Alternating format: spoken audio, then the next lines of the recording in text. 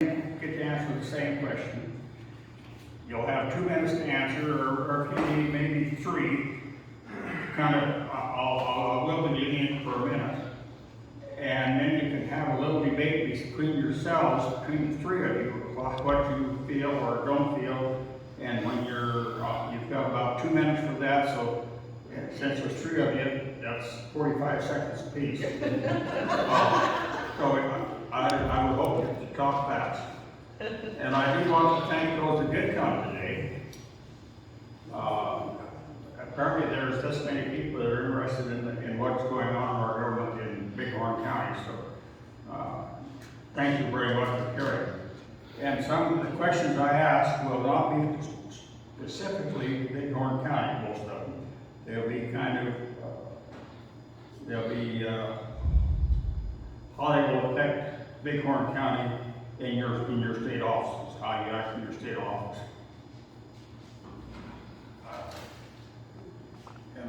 And there are long questions, you know, but if you any of you ever watch Fox News, you'll know that when they ask a question, it takes them about a whole segment to ask a question, and then they don't want to give the person the time to answer. So you got about 7 minutes. I'll start with Paul. What are your thoughts on the nursing home crisis in Montana, and what can you see as a plan to fix it? Wow, that's a big one, especially as our population continues to age. I'm very distraught by the amount of money that's come in to the communities during this COVID time that could have possibly been used as a way to shore up the nursing homes. And I went over to Ashland and visited with the nursing home over there, and it's a private nonprofit that's doing a lot of excellent work over there. So I do see that the public-private partnerships are working, especially in places like Ashland. It is disturbing that as we go deeper and deeper into debt in this country, that the money that's being used is being used in a way that I don't find very discretionary when it comes to able-bodied people. We have a commitment to our older generation and to ensuring that they're taken care of. The trillions of dollars that we've spent during this time has basically went away when the trillions could have been used to shore up our Social Security system, which everybody knows is going to be defunct even before I'm able to participate. But we willy-nilly just throw money at other things. As a matter of fact, the COVID dollars haven't even been fully spent, but I'd like to see some of those COVID dollars be redirected to take care of our most vulnerable population, as well as the generation that has helped put us on their shoulders. Would you like to answer? Since you're alone on your... Oh, yes, go ahead.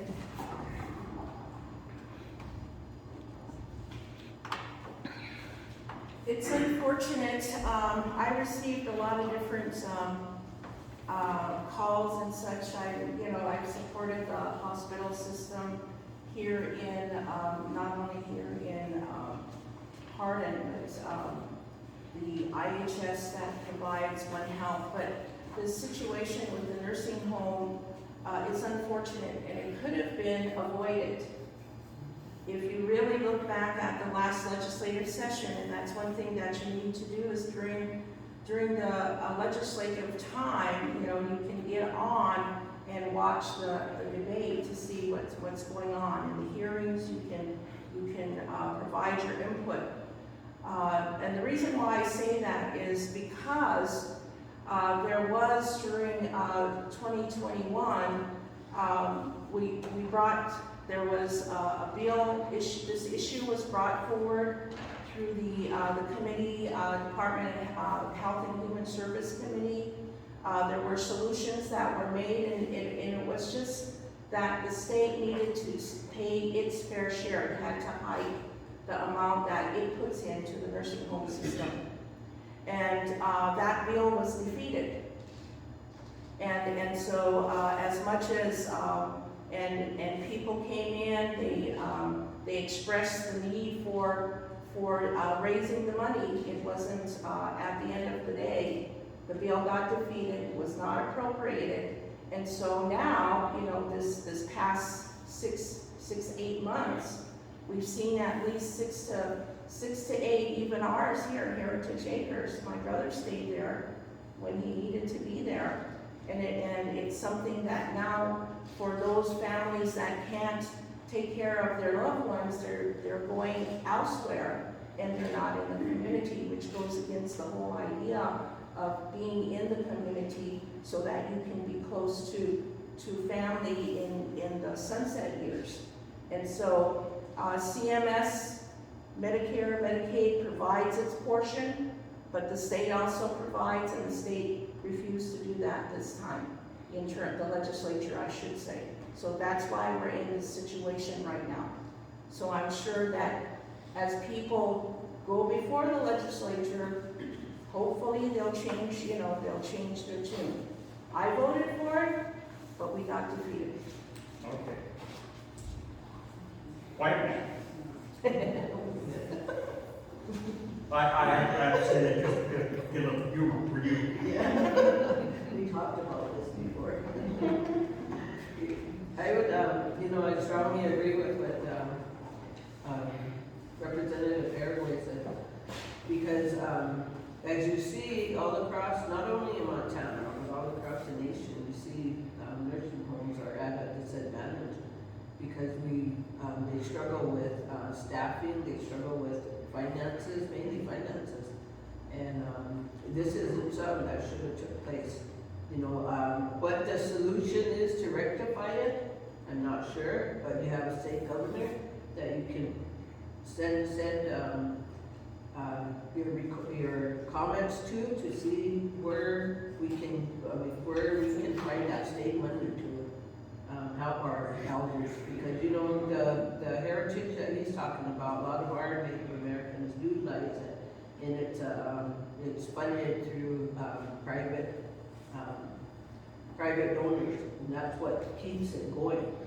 And it's a nice facility, but we should also have to, I mean, that should also be, you know, we have this one here, and you know, the old folks aren't here anymore, but when they were, they said, don't put me in the nursing home, because we get lonely, and you know, but still, some people have to have it. It has to be open for some, because they'll need that care. And this is an issue that is brought up, and I think there needs to be a solution to rectify it. Does any of the other two candidates like to add anything to that? I'm sure it's already out there, but you know, there'll be $1.7 billion of surplus money that the taxpayers put in, us taxpayers, let me put it that way, put into that. And so, and one of the things that needs to be discussed is the issue with the nursing homes. There's a whole lot of other issues also, but there could be that solution. Looking at private-public partnerships, we have to be careful. I served on business and labor for 12 years during the legislative sessions. And we go over a variety of things. And the public-private partnerships contracts are important, because oftentimes we can be left holding the bag. We mean the taxpayers, if we're not careful. And so I believe that the solution is the state also needs to pay its fair share, because the families do themselves. And I think that it's a three-legged stool between the Fed, between the state, and between families. And that if the state pays its fair share, especially with the surplus, I believe that we'll be able to reopen those nursing homes. But also, you know, they have to re-examine, I think, they have to examine their own finances as well. I did talk with Bill, I've talked with Paula, and that's been the issue. But I certainly hope that with funding that we'll be able to reopen Heritage Acres back up if we can. Do you have any?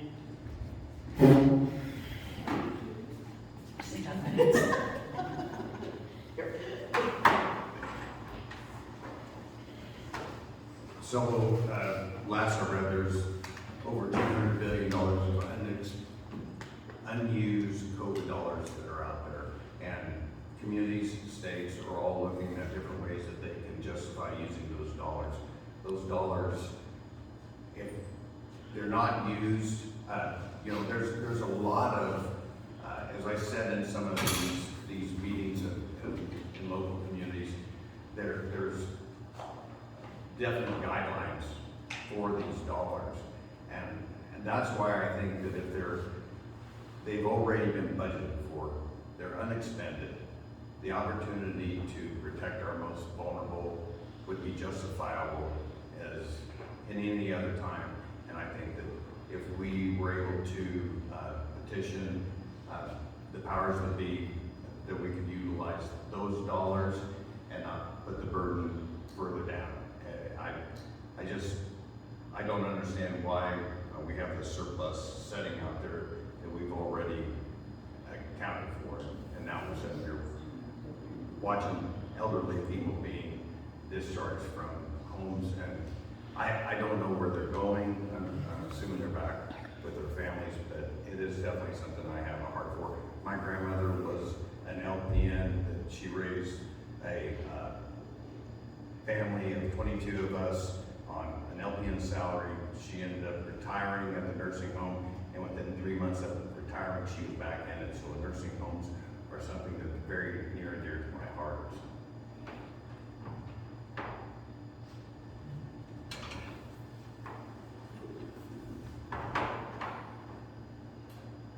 It shouldn't have happened, that's all I can say.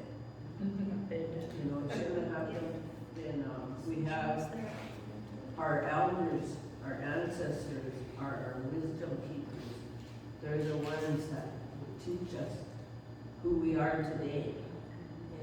And that we should be able to take care of them as best as we can. And for those that choose, you know, to put their loved ones in nursing homes, it should be affordable, acceptable, and be able to meet their needs, you know. And you see a lot of Medicaid, Medicare, all of these cuts that are happening. But yet, we have vulnerability in losing these nursing homes, and that shouldn't be. You know, we have, you know, I wouldn't want to have any of, you know, a loved one there. Some of you may have a loved one there, you know, and have to say, you know, we're closing the doors. As you see all over the state of Montana, the U.S., you know, there are a lot of doors open, but we should have a good solution to rectify this, and it should be a priority. You know, our children and our elders. If I can say one more thing, I don't think that's a topic of debate between any of us. We all agree on it. I'm a little worried, you know, because many of the residents of the nursing home were younger than I, and I was getting nervous how I was gonna get younger so I could go to the nursing home. Hasn't the police taken over that for other departments? So right now, there are a number of nursing home residents moved to the swing beds. A number of them went to buildings where there were some beds available. They said 68% capacity, and then some of them went to their families. No, but didn't the police department here in Hardin consider moving in there? No. Oh no, that's a different issue. You're talking about the senior center. Yeah. which is not heritage. They might move The the senior center might move over to to the I was heritage. counting on those rooms, I already had them picked out. Oh, okay. Next question. Coming up in the next legislative session, there's some talk, or maybe there's already been a bill drawn, to be presented to the next legislative session to end eminent domain. Are you in favor of that or not? And also, or sorry, with the lone candidate there. No. Well, I almost cursed. See it. I almost cursed, it was on the tip of my tongue. No. There's another word before it that I was gonna put in there. It's an expletive, but no. Because, when you talk about eminent domain, what that does is that it undermines, particularly out here in rural Montana, which we are, pennies on the dollar. And you don't get, even though they'll say market share, it's not really market share. And so depending on who is condemning that land, and, but eminent domain is not something that we want as Montanans, because we would, as landowners, we would all lose.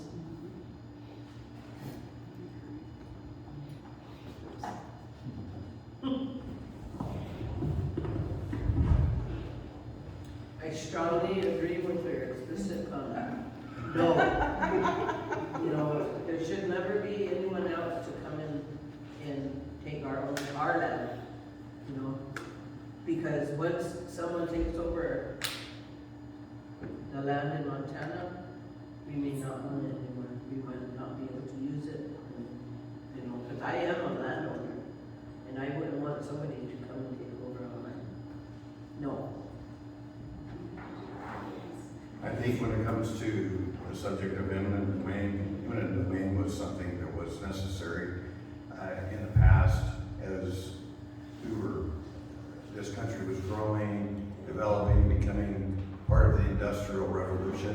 There was opportunities. There's lots of things that were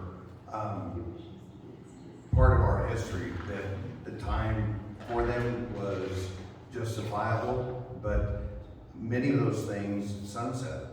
And I believe at this time, those things have come and gone. I worry about anybody that has the power to condemn your land and take it for what they feel is progress. If we can't utilize zoning, if we can't utilize purchasing, if we can't utilize other development opportunities, then I would have to say that you need to find something else. So I would agree with these ladies. I believe that the time has come and gone for eminent domain.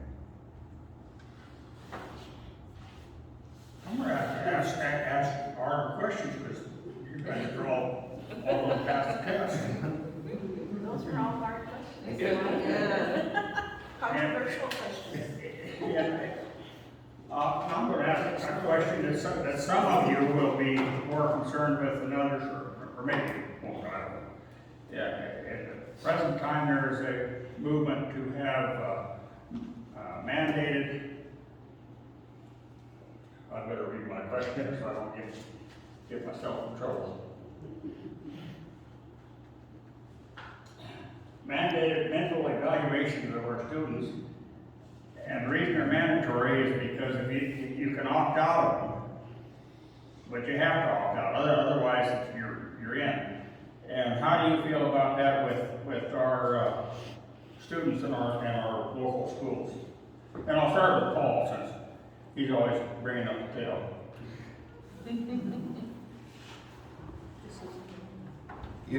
I believe that it's very clear in our Constitution that there is certain rights that we're given.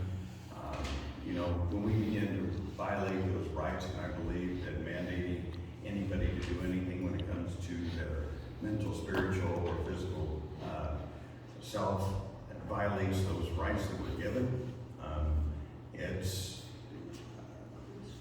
I don't think that that we should be forced to decide whether we're in or out of it. I mean, I understand that with what's happened in today's world with gun violence and those sorts of things, I believe that's where this mental evaluation has come from.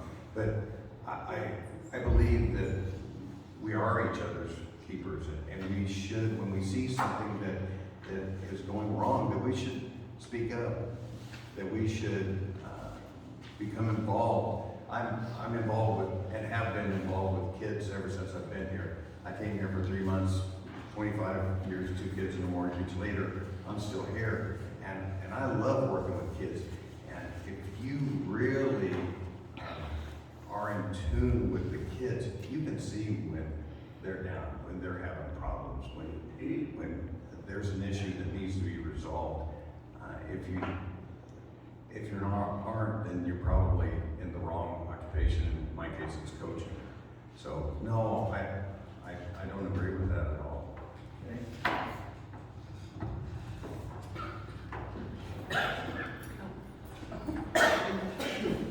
As I'm still an educator, as a long-term educator, the mental health of the children, not only children, but I'll say the students today and community at large in some areas, have been impacted by COVID. They've been impacted by the isolation, by the trauma that's been invoked by for the deaths, the illness, the long-hauling impacts of the disease. And so, and then just in general, you know, the situation of the United States today. So I think that, you know, to put out a blanket statement about children being evaluated mental health, there are already protections against that. And for children that are that do need those services, there's a process that they go through. So the schools just can't go and test children without the parents' approval or the guardian's approval. And so, but they have to have a reason as well, because there's laws and protections for the student. And part of that is IDEA. Children have to be recommended and referred, so if there is any kind of mental health concerns that the teacher believes there may be mental health concerns. So so it's, the protections are there. And that, but if a private entity, let me put it that way, who does not choose to follow the protections, then the protections are not there for that student. And so I think that when we take a look at this issue of mental health and particularly the issue or concern that our children are going to be evaluated without our approval, it should not happen. Like I said, the protections are there. Sometimes it may happen, and again, if it's it's within each of the schools themselves, but the protections are there.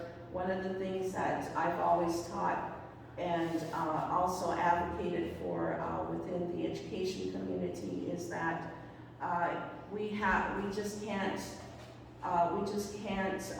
to follow the regulations, and that it's in the best interest of the child. So I believe at this point, no, I don't think that should be a concern, but it is a concern on the flip side because of how some students are not handling the pressures that occurred from COVID and the things that are going on within society today. So I think we really need to, it's a discussion that we need to have as a community, and we need to really take a look at what are the causes, and some of it is trauma, some of it is fear, and it has to be dealt with. and we can't look away. But there's the process, and as long as the education community follows that process, the protections are there. But the parents have to be acting as well, communicating and working with the schools. I strongly agree that each student has a right, including parents or guardians of the student. Because, when we look back at what has happened within these last 2 years, on the reservation a lot of the children that were raised by parents and grandparents, some of them lost their both grandma and grandpa or mom and dad from COVID. So them going through a lot of that has affected them mentally, but that should be determined by the parent or guardian whether or not to take them to a mental health facility and evaluate. And I don't think it should be mandated by the school. Just like you have to sign a form even to have them take a field trip. That's your right.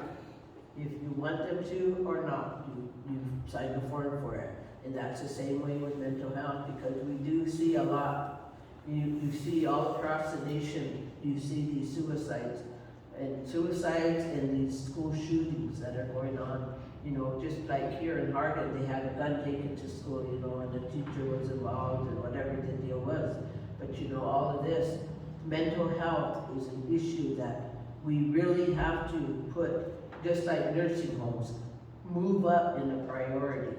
Because if we deal with, we're not saying that our schools are gonna rectify that problem, take care of it, it's gonna all go away. No, it has to depend on the parent or guardian or whoever is in control of that student, that child or whatever. Because mental health has risen. If you look at the news and in our communities, you see it. Not only from COVID, but from crime, from missing and murdered, from everything that domestic violence. You could go down the list. Foster children, you could go down the list and you could see how mental illness has affected many of our students. But that should be the right of the parent or the guardian and who's taking care of them. So I'd say no. Does the other candidates have any debate or anything to add to that? You've got 1 minute to do it. The only thing I can say is, I don't understand why we have to opt out of it. We should never have to opt out of it. We should always have to opt in. Right. Like, when Ms. Peregoy says that it's, you sign a release for your child to go on a field trip, it should be the same thing. To be in that, I believe I thought that was very appropriate when you said that. Yep. It's always opt-in, and the reason why I say that, even with the murdered indigenous peoples bills, we found out that parents didn't have recent photos of their children, and so one of the committee decided that they would put forth a bill that where the children's latest school pictures could be put on the site. But it was an opt-in. At first, the discussion was, well, just do it. But again, there's protective factors. You always have to give the permission of the parent. And so so it's always opt-in. It's always been. Just a real quick comment. Harden School District posted right on their website about this. And parents in the Harden School District have to opt out of it. It is not optional, so therefore it's mandatory and that's a new program, but they're requiring parents to opt out, not opt in. But if you don't sign the paper, They have to go through the mail evaluation. Then I would say go to the school board, because number one, it's always opt-in. You cannot mandate it because it's parental rights. Everything is, you know, all of the information, parental rights have to be protected, student rights have to be protected. And if the school board has made that decision, then the community needs to go to the school board and ask them why they did that. Now, since we know how our kids are gonna be protected, Sorry about that. that's our Republican leader was out of line, I see, so. It's- Yeah, if I get out of line, you have to realize that I'm following the guidance. All right. And I'm sorry. My committee sometimes has to hone me in. Yeah, and our society today and the news, and it's very obvious that there's a problem with illegal aliens coming in from crossing our border. And we're pretty fortunate, we don't have several busloads of them, we have several carloads of them here, but, and they're pretty much industrious, hardworking people trying to get along and trying to get a better life for themselves. What is your feeling about the illegal immigration program in our country as it concerns our state and as it concerns our area? And I'll start with You don't want me to start. I'm gonna start right in the But I middle. will. Right in But the I middle. will. Are we talking 1492 or are we talking 2022? We're talking 2022. Okay. The reason why I say that is if you know, living here in Bighorn County and all my life, and you look at the history, we have a variety of people that come and go into the area. And usually they're on the migrant trail, they come in and work the sugar beets. They'll come in and work different places, and so this is something that's part of the history in terms of families coming in. But there's also the history of people coming in from different parts of the world to Bighorn County when in the 1800s. And that those individuals through the land grab and the homesteading of land came and settled in this area, which you know is Crow land and occupied by the Crow people. And so just to talk about that, I think it's important because we know each other here in Bighorn County. We know each other's history and ancestry. And that, my grandparents, my great-grandparents coexisted with the folks that came and settled here. And that when we talk about immigration, it's a nation of immigrants. And we need to, and America needs to own that. The indigenous people were here in 1492, and that it's a nation of immigrants. And so when we have, and so when we talk about immigration in Montana, it wasn't that very long ago. If you really, 150 years, maybe 200 years. And so But I think it is relevant though, Yes, because it is relevant. it's relevant Within the because- last 20 years. but within the last 20 years, if you really take a look at that, we don't have the influx here. We have people coming from out of state, yes, and we have people coming in and working, but the migrant stream in certain places is not here anymore. I do believe the question was about illegal immigrants. Illegal immigrants are here, but it's not only the brown-skinned people. And I think I'll let you use up your 2 minutes. All right. Okay. Yeah, but I mean, that's why I said I feel strongly about this because it's all peoples of color. It's not just the brown-skinned people when we talk about illegal immigration. And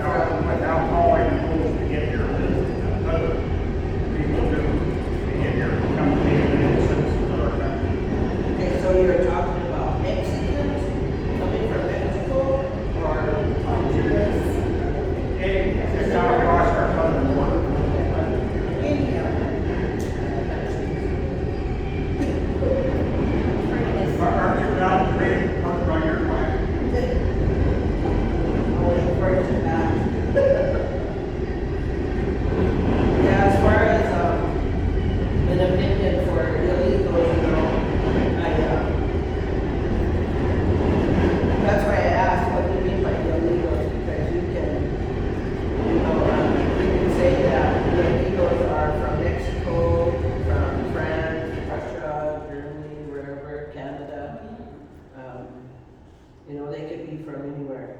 And, I'm a true Montanan. I was born here, I was raised here, my ancestors were here, from here, and, they lived here, and I can go back in history for years that we were, you know, just like you said, 1492 we were here. And, I really believe, you know, Native Americans have been kind of pushed on the wayside when it comes to supporting other nationalities, because they, if you see, I mean, I don't know, maybe you don't see our point of view, but you see that they get better benefits, they get more help in different areas.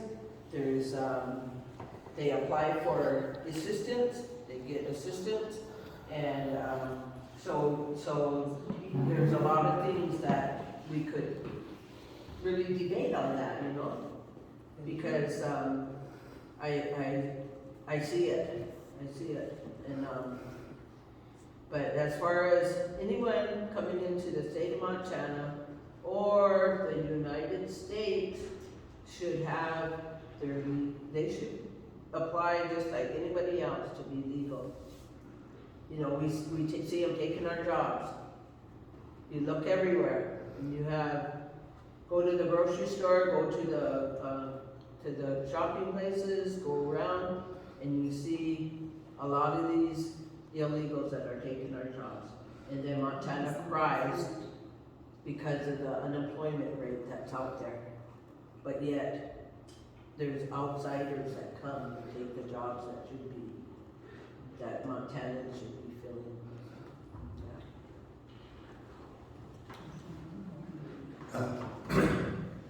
There's a lot of laws in this country that I don't necessarily agree with, but even when things were the law that I disagree with, I supported the law. And so without being a nation of laws, we're left trying to find our way. I think the laws that we have, they're changing. We've seen things change, and there's a process to go about that. We don't just forget about the laws.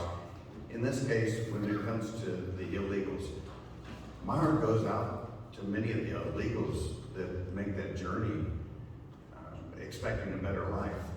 We have many, many friends that we support, that I write letters for, that come from Oaxaca, H-2A workers, H-2B workers.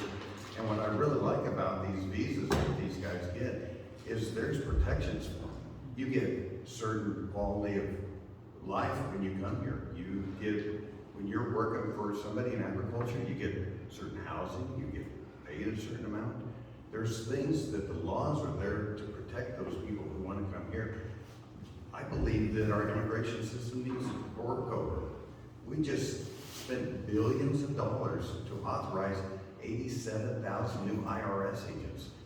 Could we use that money to revamp our immigration system so it's better? So that these people that are yearning to come here, we could do background checks, we could help them out, we could give them a standard of living that not only helps us. How many open jobs do we have out there that for some reason we've decided is beneath us?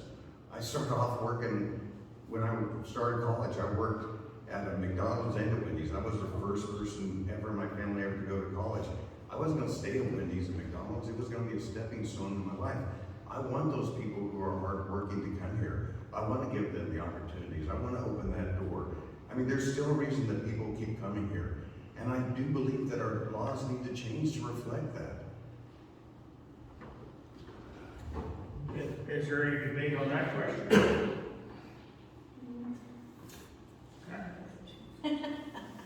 I am rather amazed that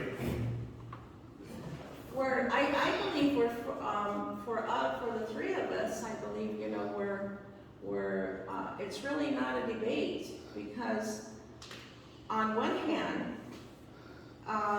the reason why people are fleeing their countries, whether it's Central America, South America, and other parts of Ukraine, other parts of the world, is because the situation there is either drug, or we've got, policies or war that's at hand.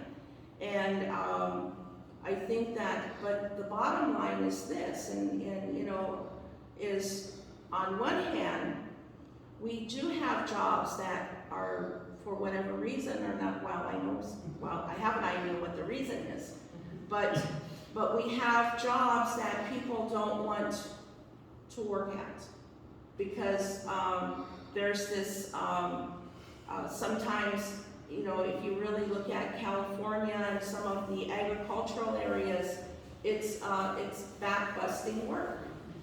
And so, but people that are coming in, whether they have the green card or not, it's a job, and they're trying to make a living.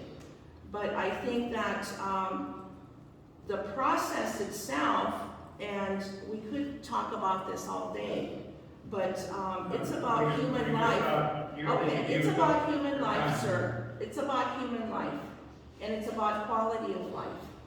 And when we talk about, and they're here to improve their quality of life, but we also have people here that are unemployed, are not working, have quit working.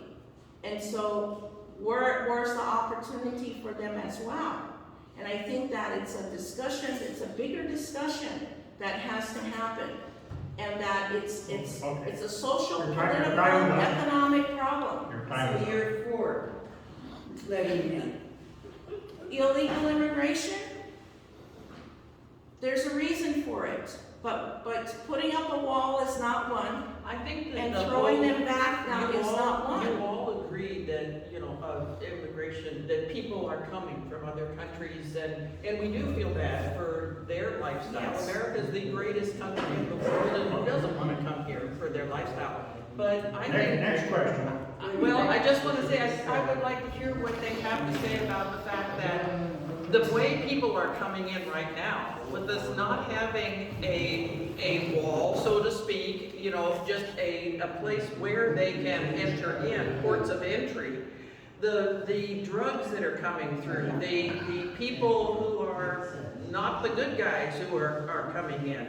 I think that's the question that we're looking at is. I was trying to get to that question. Right, is that, you know, is that what do you feel can be done to just have our ports of entry where people come in, instead of just coming over a river and then going out and just taking over our country. So we've had over 2 million people already this year that have entered this way.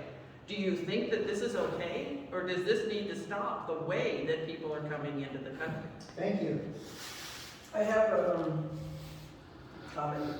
Yes, go ahead. As you can read, my name is Pena, and I am married to a Mexican who is in Mexico. But you know, Darn him anyhow. he's in Mexico because he cannot obtain a legal, the paperwork to come into the United States. So he's there, you know, and he's not here. But you know, the question was, how do we feel about illegal, you know, illegal? And I'm not against them. I'm not against them, and yeah, America is supposed to be the best place to live in this world. You know, but when you live here, you see what really is going on here. It's not getting any better. It's getting worse. And I love my country. I love Montana. I love the big sky. I love where I live, you know. I love this place. But as far as coming into our country and taking our jobs, taking the places that our Montanans could feel, you know, I feel like we should be able to say yes or no, but we have no choice. It's up to the government that says whether or not they come in. And that's the other thing, is your crime and your drugs, your cartel, and all of that comes with it. And I'm not saying only the Mexicans bring it. There's other nationalities. It's wide open. America is a melting pot. It's a melting pot. And, you know, I don't want to sound, you know, how would you say it? But that's how Native Americans felt when Columbus happened to come against, his trip was, he did find America. I mean, America was already here. And it was already in existence. So, that's how Native Americans felt when everybody came across and started taking over the land. We're feeling it. We're all feeling it. We're all Americans here, But that's just something that we have to live with. We have to decide how can things work better? Because I'm gonna tell you, some of these other nationalities have better health care, they have better opportunities, they have better assistance than we as Americans. It's out there. Why is it that when you go to school, you have the opportunity to take a foreign language, but Native American language is not one of them? Spanish, French, German, whatever, Because those are foreign languages. Those are foreign languages. Yeah, but to you, Native American is foreign. Thank you, thank you for asking the next question. Okay. The question was, what are we gonna do about the drugs coming across the border? And especially the fentanyl, which is, caused tremendous, death toll in America, especially in our young people. And that comes back from the border. They're not necessarily illegal aliens, they come from the border and the drug cartels. Now, Paul, you've been sitting there thinking, I haven't had to talk for quite a while.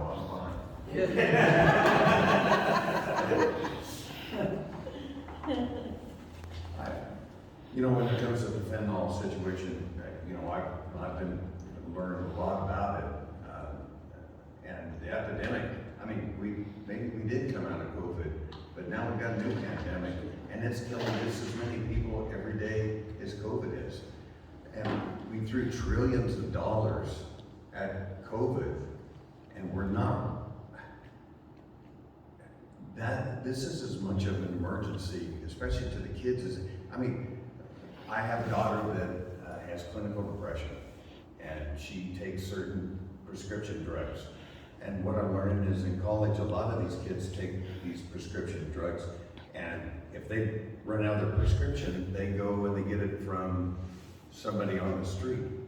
And that's where it's laced with this fentanyl. I didn't understand. So why are these drug dealers killing their own clients?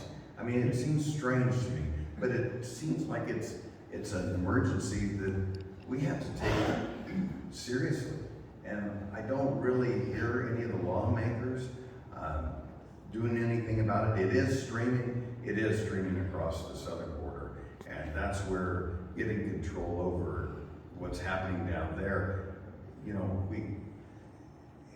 if this isn't an emergency that we need to focus, I think that we lose sight of priorities. When something is being stirred about, and this is what's new and sensational in the media, well, then that's what we go after. We don't have people that are sitting there really breaking down and saying, this is equitable to that, or this is equitable to this.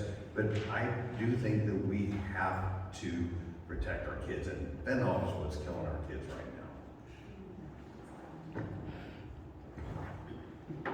Am I good to go? You're good to go. Well, I'll give you an example. About maybe 4 months ago, I got a phone call from my grandson. He said, Grandma, he said, Rose, I just got a call, and his sister Rose, they called and said that she was at the hospital. And that she stayed at the casino where they were, the motel. He didn't, but she did, with her boyfriend, and she fell over in the room, and they had to call emergency. personnel. And she was rushed to the hospital. Well, it took her it took them 4 doses of Narcan to bring her heart back to get her heart to pumping again. Come to find out that whatever she was given was laced with fentanyl. So it touches home. Fentanyl is a pharmaceutical drug that's made right here in the United States. It doesn't come from Mexico, it doesn't come from Europe, Canada, whatever. It's made right here in the United States. And that drug it's not the old, it's not the, what was it, meth and all of that, that, it used to be marijuana, everybody was so hyped up because marijuana was here, but that, stuff like that. Then it went to pharmaceutical drugs, oxys, oxycodone, and whatever, I don't know what all the other names are, but it went to stuff like that. And fentanyl, some places are prescribed, and it's being laced into drugs that are being street drugs now, that are being sold on the market, on the streets now. Last year, I got a call from Spokane, where my cousin's sister was living. Okay, they said that they found her in her apartment, and she was she liked her bottle, she liked her bottle and she liked her marijuana. So we figured that there was some other health issue that had caused her to pass away. So when the autopsy came back, they said that there was fentanyl in there, and they classified it as an overdose of fentanyl. Well, she doesn't do fentanyl. She doesn't do any kind of serious drugs. She likes to smoke her marijuana, but now they're lacing it. They're putting fentanyl in marijuana, so when they sell it on the street, it comes with it. They lace it with fentanyl. So somewhere along the line, she was exposed to that fentanyl. So it's becoming a great issue.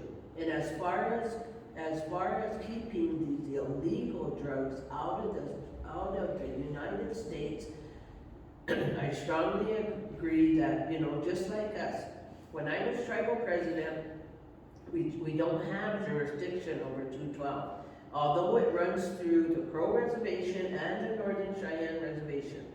When we had COVID, we tried to take jurisdiction over it to stop our traffic from going through there, because I do know it's a highly rivers and it's a shortcut to South Dakota. So we didn't have jurisdiction over it. But as you know, it's one of the quickest ways to get illegal drugs from here to South Dakota to that part. It runs from Washington all the way right through past Target, towards through the 212 and into. Thank you for that information. Yeah. I'll keep that in mind. Yeah. So, and it's not only Mexicans that are the transporting.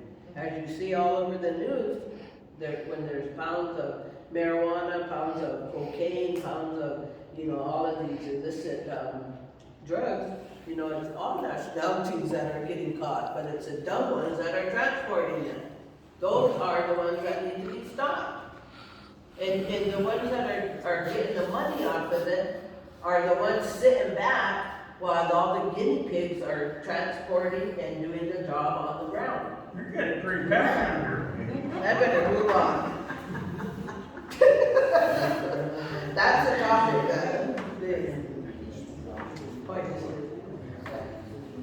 The Department of Justice, the DEA, needs to lower the hammer, so to speak.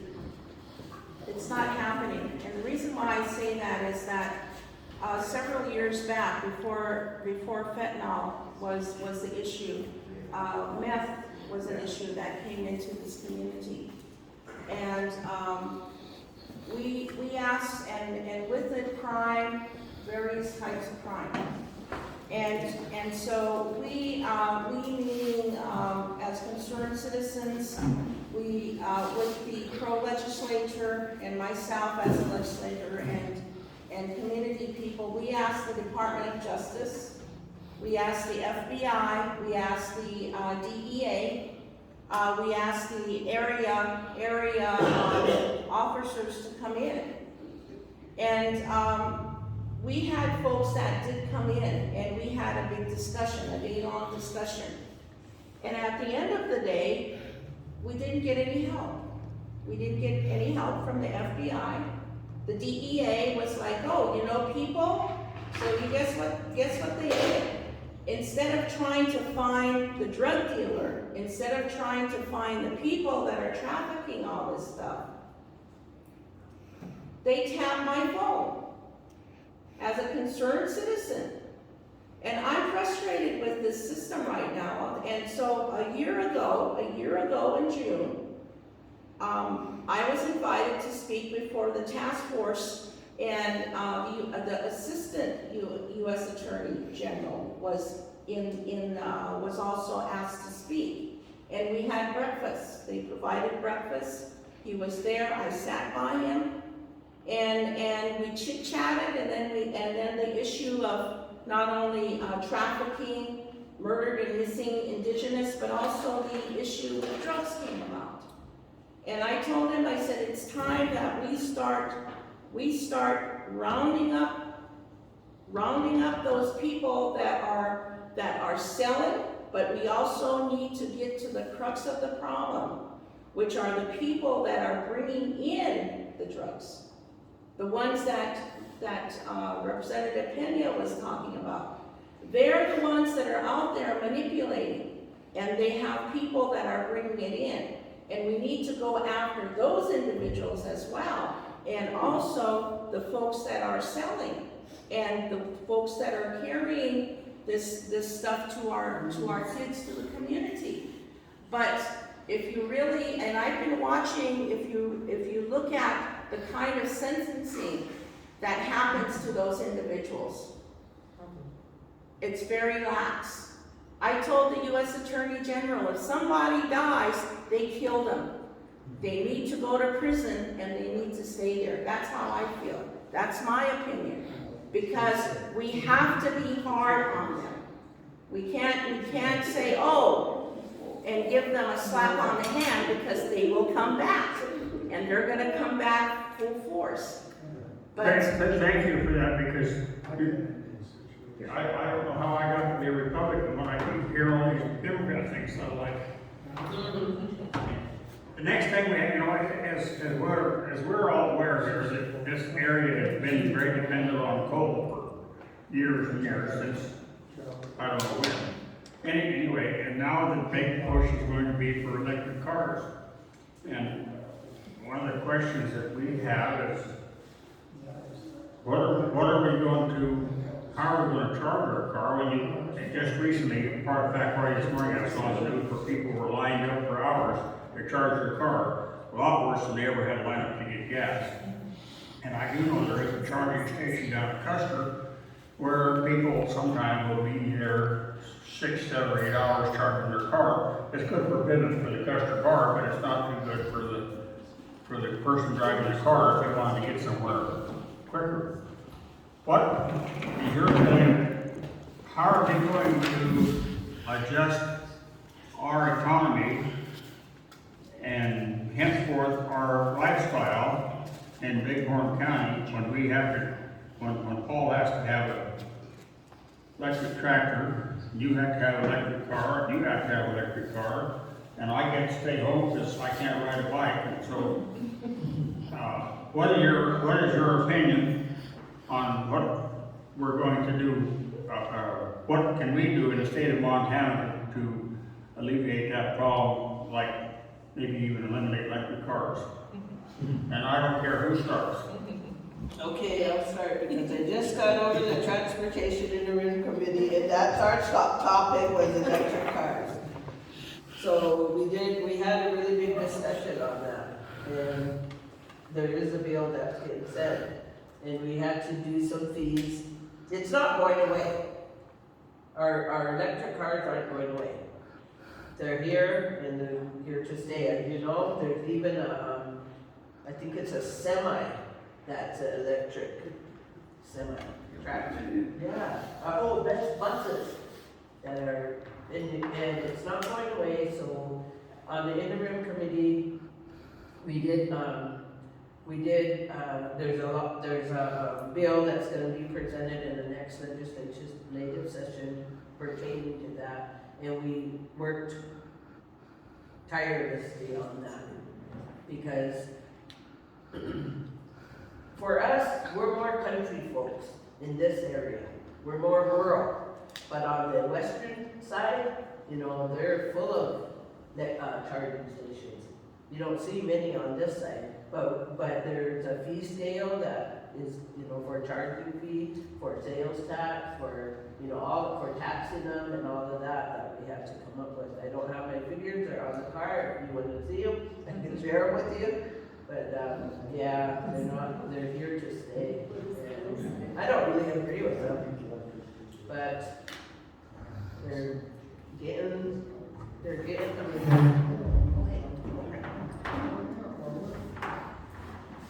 I was just curious, ladies first. So, I got a lot of thought about this. You know, the thing about it is that everything in time, no matter what it was, when the car first was developed, you know, they didn't jump right into running four-wheelers around chasing cows. You know, but listen, I run my four-wheeler, my wife rides a horse, and we still use both, you know. So we should continue to use both until and I don't think we'll ever be weaned off of it. Petroleum products are in everything. Petroleum will always be around. We use it for things that people don't even realize that we use it for. It's not just gas, it's just not diesel.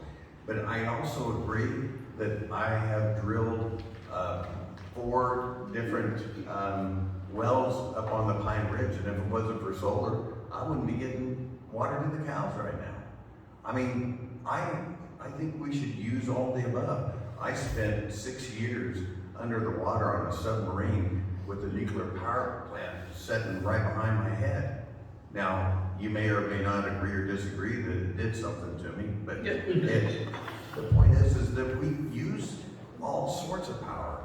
I think that we should be developing solar. I do believe we should be developing wind, but we shouldn't be vilifying what else we have. Do you know that we just got coal just got taxed again. Just got taxed again with the reduction of inflation bill. They taxed gas and they tax coal. You can't raise something else up by depressing something.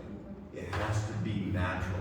And I think that what they're doing, when they were talking about shutting down the coal-fired plant out here, I got together with the managers up there. You know, the biggest impact fee that coal-generated plants have is putting it on the transmission line. So once you get it on the transmission line, you get taxed incrementally based upon whatever the source of energy is that's producing. So I had a conversation with them. Well, let's start bringing in business into this community, creating jobs. You sell it wholesale. You don't get charged the fees to be putting it on the grid. And I think that it's something great for the reservations to look at with the new empowerment zones. Find ways to get investments. Capital gains are not charged as long as it's put into an empowerment zone. There's ways to develop the natural energies on the reservation to benefit them as well as the people that are trying to create jobs. I think there's a lot of great opportunities that we see as long as we don't vilify those things. I believe we all pretty much agree on this issue. Again. That's why I went last, because we did debate this on the floor. And it was brought forward, and part of the situation is that, you know, we tax gas because it's the source of funding for repairing roads. And so the issue then comes down to then if you're going to use electric cars, then how are we going to have some kind of tax structure? Because they're still gonna use those roads, whether they run on electricity or run on gas or both. And so, but it was put aside, and I think it was a study bill, right, that came forward. And so, the issue is out there, and it's something that well, I shouldn't say we are living with now. And, but there needs to be a balance because, like I said, you know, if there's tax structures that are being put forward, but the interesting thing is, we don't have the powering stations on this side. So if you brought an electric car, you'd be stuck because they can't go and plug in, and then they're not willing to pay for the electricity. So that part of it has not been discussed. Did you discuss that in your internal committee as far as charging and all of that? And so I think there's, it has to be ironed out, but, and it's something that we're going to work with, but by golly, GM is surely short-sighted because if they're gonna go all electric, I'm gonna keep my car. Well, we went from young people to old people. Has everybody answered that last question? Because I took a little nap up there, and I didn't know if all three of you answered that last question. We agree. Yes. We had the opportunity to, one of our transportation interim committee meetings, we had the opportunity to get on and drive, you know, these electric cars, and I got to drive the pickup and I bring rubber. They were laughing at me in that amount of power, but, and it drives itself, but at my age, I feel comfortable just being in control of the car myself. So, not having the computer and stuff, it's, you know, it looks nice, but who's gonna spend $90,000 on a Tesla? You know, and it may sound economical, you know, by using the kilowatts and paying by the kilowatts or whatever and using them so much. But just like I said, in southeastern Montana, you're not gonna find a charging station, so I don't know how you can get from Billings to South Dakota, so without running out of energy. But it's here, and I don't think it's going away, but we did come up with a fee scale for kilowatts used, and, you know, that was one of the things, she mentioned about the usage on the road. No matter whether it's electric, gas powered, diesel powered, whatever, they're still gonna use the road, and they still be taxed on, the usage too, because you'll still have to, repair, do things, you know, and that was one of the things that Senator Amy brought forth, you know, that they should be taxed just as well as any other. So, but it's up there. I mean, the bill has been, it's not, we don't know whether it's gonna pass or where it's gonna go, but the next transportation committee will have it, and then it'll play out there, and whether they make changes or not. But we did do that study bill, we worked on it this past year. So did it become a committee bill? Yeah, it became a committee bill. I do have a comment.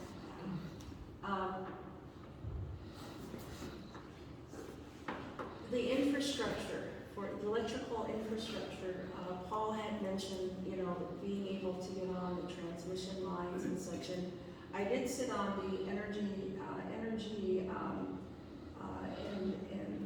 committee, and one of the things that we did examine was the transmission lines within the state of Montana. We need an upgrade. And so if we go, and we need a smart grid, we don't have a smart grid in Montana. And so in order to take care of all of these evolving things that's going on, we need to have a smart grid. And so but we also have to look at who owns the transmission lines. That's the other issue. So that's another issue that we have to think about, is that in order to accommodate what we're moving into the future. We're moving into the future with all of this electric smart homes, all this, but we don't have a smart grid. It will cost a lot of money to refurbish it, to upgrade it, and then, and we need it, but, will the owners of the transmission lines upgrade it? That's the bigger question. So I think that we need to think about that as well, because you did bring, we have to think about that, because, and then the other thing is battery packs. Somebody has the corner on battery packs that can last longer, but they're not out there yet. And so, and that's the other thing, is that's why you have you have to have the charging stations. And then the other thing is that if you've invested in solar, and to save money on electricity, you still can't save that power for a rainy day, and the electrical companies will not give you credit. And so, we're caught between a rock and a hard place as consumers right now. I would just say one more thing. The one thing that I remember when we got a little Volkswagen diesel pickup when I was a kid, and trying to find places to fill that diesel pickup was ridiculous. And this is never gonna happen. Well, guess what? Diesel and gas coexist. So mandating that you must do one fuel or the other, I think it doesn't make any sense. Allow the consumer to decide and give them that option. There will be people that will always want electrical. Listen, if one day I'm not gonna see myself on an electrical four-wheeler chasing my cows around. That's not gonna happen. That means that I gotta go backwards and I gotta go to the horse, and my back says no. But I think that there's the opportunity to coexist, and if we can all just understand that, agree with it, and just allow our economy to decide. When I was younger, many years ago, the big deal was they were gonna have, they put jet engine trucks. And I thought, what a deal. But I couldn't find one that put wings on too, so I didn't ever get one. Does any members of the audience have any questions they would like to ask? Is anybody thinking about hydrogen power or nuclear power? Hey, a guy on a submarine, I'm all about the nuclear. There's safe nuclear power, a suitcase will Yeah, power the whole city. yeah.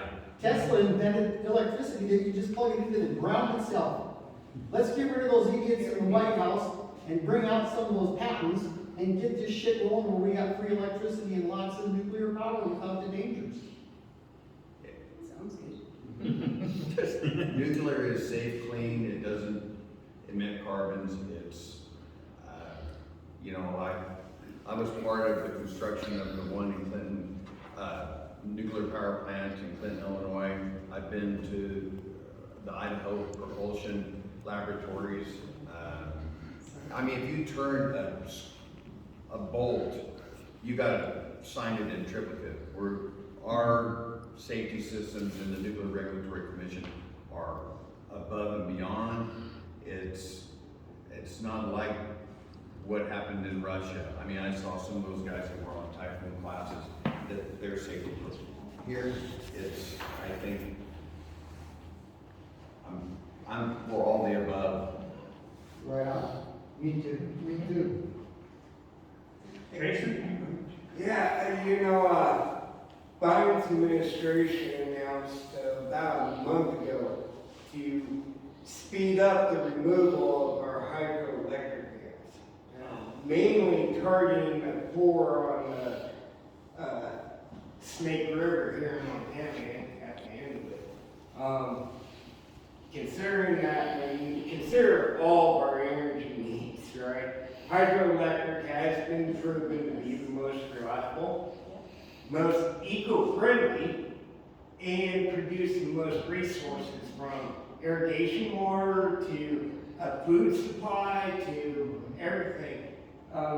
What's your guys' opinion about Biden's plan on speeding up the removal of our dams in this country? I believe we need to repair them because they're part of the green energy portfolio, if you really want to talk about it. And, you know, I think it's misguided that to put to rest the different hydro energy facilities across the United States, because it is a reliable source of electricity for the United States. And it's cheap. But you have to, let me put it this way. It's the tail the head that's wagging, well, how do we put, what's that little idiom? The tail wags the dog. Wagging the dog, okay, that wags the dog. It's not really, it's the different companies. We can't, you know, I'm used to we can't in the legislature say, this company did this and that because it's against our rules. But you know who I'm talking about, you know, in terms of owning the power grid in Montana. And so, and the federal government owns quite a bit of the different transmission lines. And so,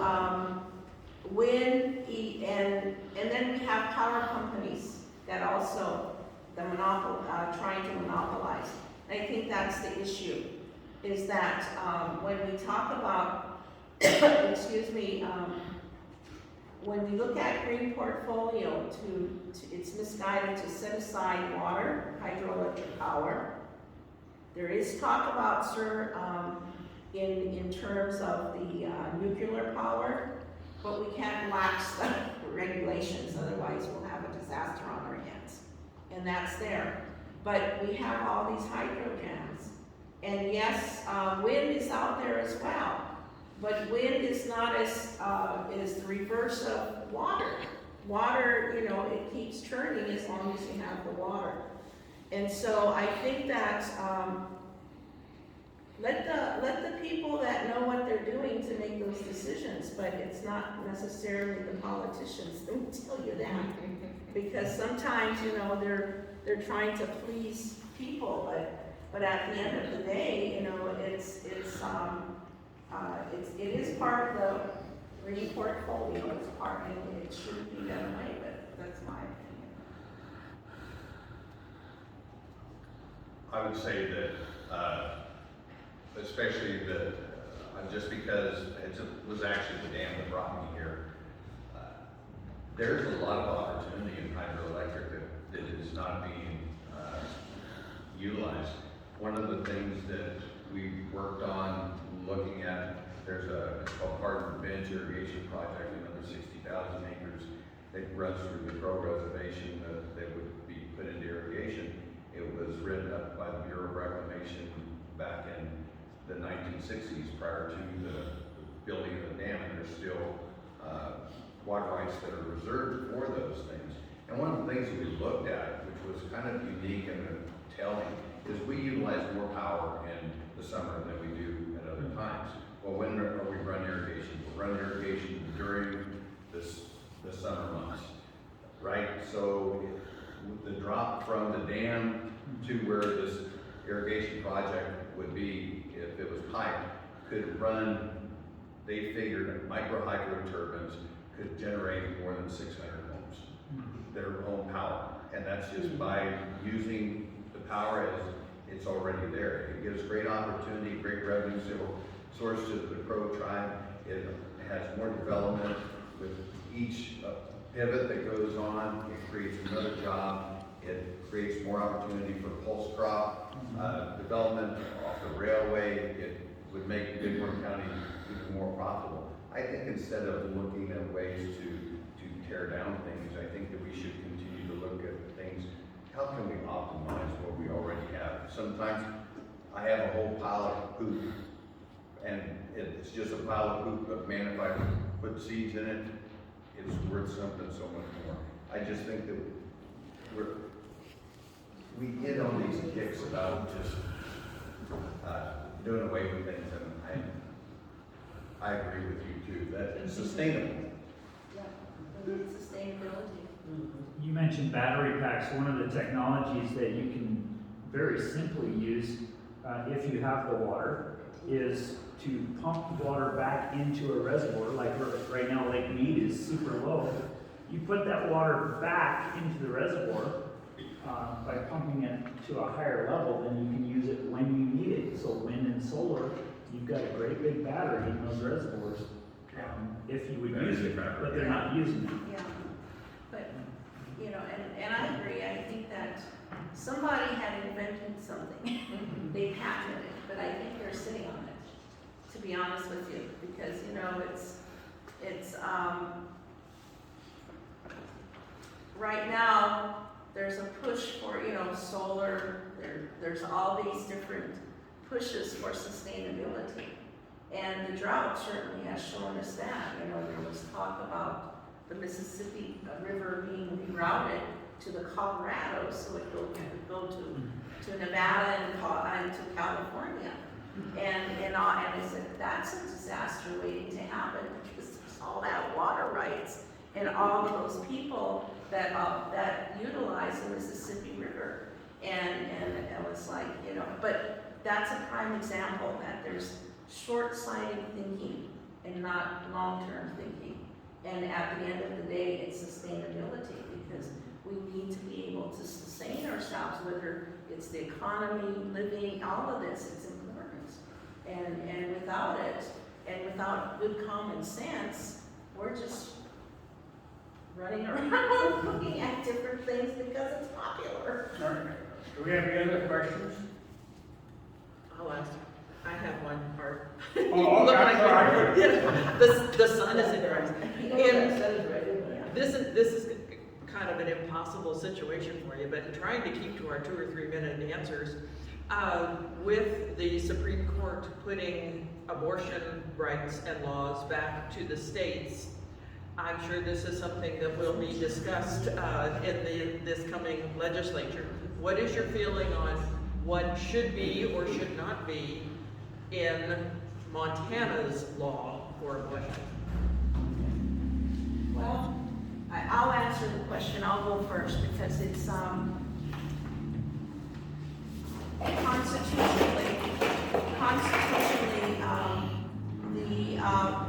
they're calling it the right to privacy, but constitutionally, it's a constitutional protection within the state of Montana. Not necessarily so in other states, but for the state of Montana, there is a protected area. It is a protected area. And so, and that's going to be that will be the big discussion. That's going to be the big discussion now. Because, you know, and we all, you know, I'm one that, I protect the Constitution, because if we start chipping away at it, then there's other parts of the Constitution that will be at risk as well. And so I think that's something that nationally there's this discussion, but for Montana it's a little different because it's part of our Constitution. And there's a bigger discussion at play because, and I'll just put it out there as an American Indian woman, you know, and it's that we believe in life. And that one of the things that's important is that when a child is born, that child is cared for. And that we believe that life is sacred. And so it's not, and this whole abortion issue, this whole pro-life big discussion is that it's compartmentalized. They're just looking at one section and forgetting, if you look at the whole gamut from birth to death.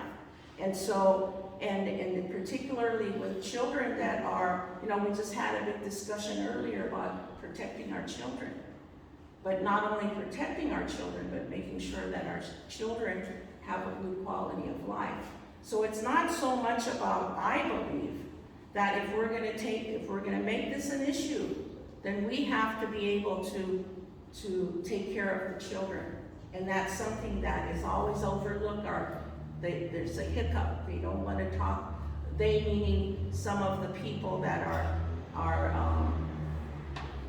pro-life don't want to discuss about when the child is born. And so I think that we can't compartmentalize this issue. And then we have people that are pro-life that want to euthanize. Life is life, whether you're young or in the womb or in between or at the end of your sunset years. So that's how I believe, that's how I feel, is that life is life, it's sacred. But I'm also a constitutionalist, and our Constitution has protected rights. So we have to, it's not an easy answer. Bernard, do you have an answer? Comment? You know, I agree with Sharon wholeheartedly. You know, life begins at conception. And just like, you know, we're Native Americans, just like any of you out here, we all believe that. I don't know if everybody believes it, but we all believe that life begins at conception. And in some instances, there may be I don't know if you would call it abortion or what, but in some instances, if the child or the mother, there's a health issue that is very severe, and one or the other could be taken. You know, that is a possibility. But I do not believe that, I don't believe that you should just do it just because you don't want to leave. Life is life, just like water. You know, water is life.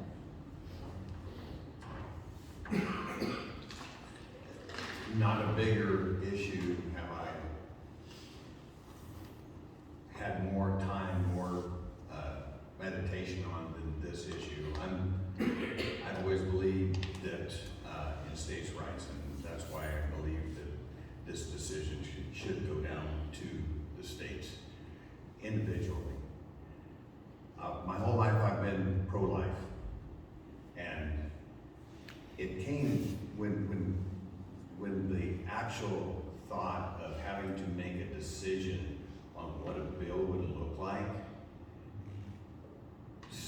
was before me, and I have studied, and it says in the Bible, in the counsel of many there is wisdom, and I'm not smart enough to know everything, so I rely upon some very wise people to help me out. But while I've been going around talking to people, I've learned from people, those that are pro-life and those that are pro-choice, that have taught me things that just the idea that there's an opportunity in my life where I'm going to be at the point end of the stick on a vote is something that I don't take lightly. I mean, to me, I'm a man of faith, and I believe that, as the ladies do as well, life begins at conception. That's what we're taught. But then I think about if it was, and I know it's extremely rare when it comes to those times when it's the life of the mother. What would I do if it was my wife or my daughter? How can I personally look at that and make that decision? It's something that I don't have an answer right now. I'll be honest with you, but I sure am thinking about it and praying about it daily. So I'm sorry I don't have an answer. It's not easy. It's nice to know that you're all pro-life and believe in life since its inception.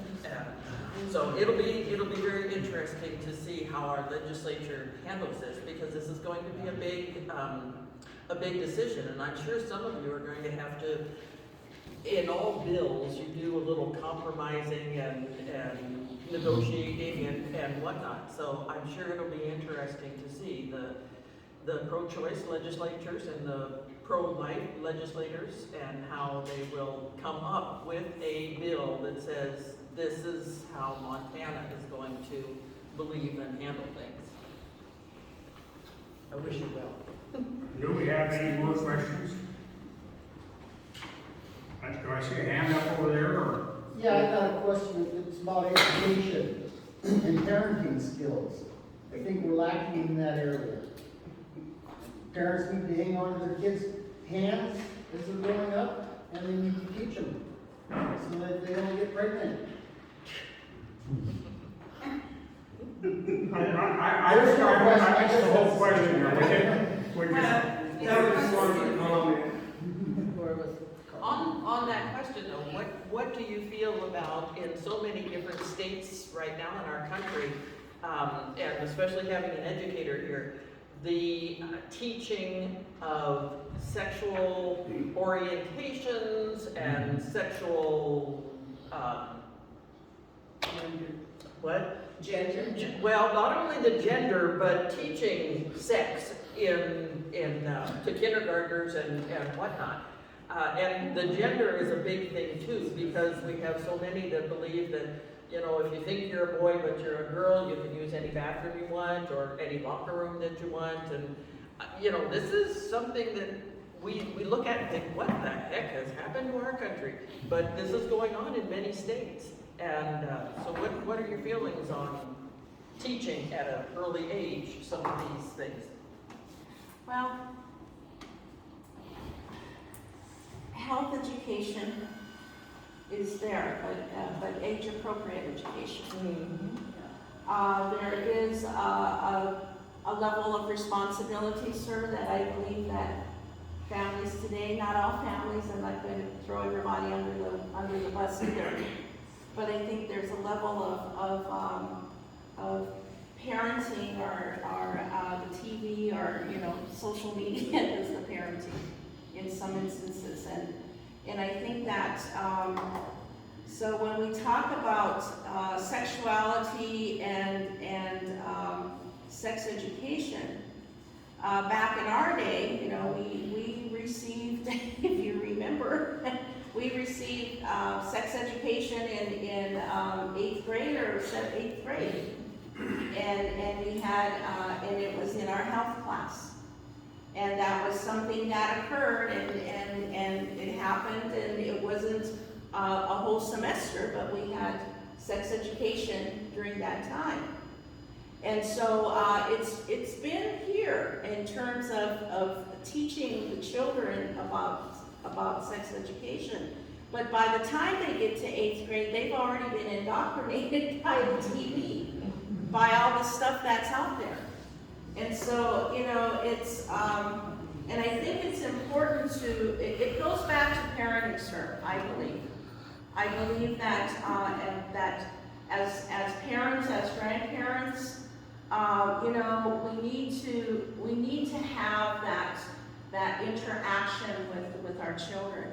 Not let the TV be the babysitter or the social media or, you know, we really need to set some boundaries. I saw on Facebook, I have a Facebook media, you know, Facebook account, and a comment that a young woman I happen to know that young lady. She said, "We need to go back to old-fashioned parenting where we set boundaries." And I just commented and said, "Amen." So that's where I'm at. Amen.